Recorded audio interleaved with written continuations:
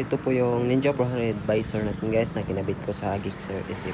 Hindi po siya plug and play guys, kaya ito yung diskarte ko paano ikabit. Inipit ko lang siya dyan sa side mirror natin. Yan. Inipit ko lang siya. Magkabilaan yun guys, inipit ko. Tapos nilagyan ko lang ng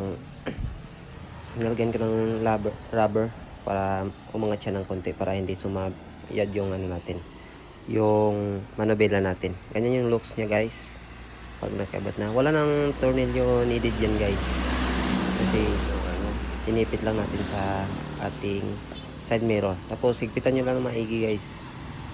Yan, sobrang tibay niyan guys.